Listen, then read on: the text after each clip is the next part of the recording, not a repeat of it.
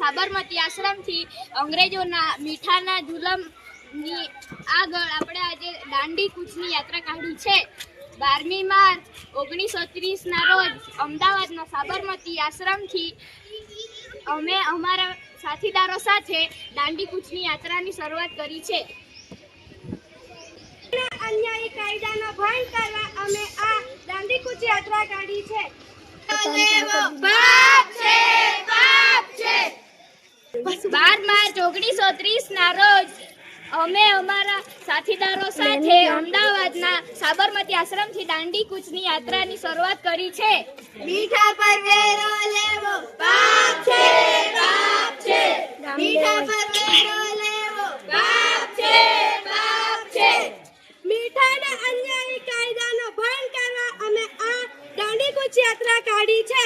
મીઠા પર વેરો લેવો પાપ છે, પાપ છે। મીઠા પર વેરો લેવો પાપ છે, પાપ છે। મીઠાનું ઉત્પાદન અને વેચાણમાં અંગ્રેજ સરકારનો અધિકાર છે। મીઠા પર વેરો લેવો પાપ છે, પાપ છે। મીઠા પર વેરો લેવો પાપ છે, પાપ છે। મીઠા પર વેરો લેવો પાપ છે કારણ કે તે ભોજનની જરૂરિયાત છે। મીઠા પર વેરો લેવો પાપ છે, પાપ છે। મીઠા પર વેરો લેવો પાપ છે, પાપ છે। 370 કિલોમીટર જેટલી કૂચ કરી અમે 5 એપ્રિલના રોજ અહીં દાંડી ગામે પહોંચ્યા છીએ। મીઠા પર વેરો લેવો પાપ છે, પાપ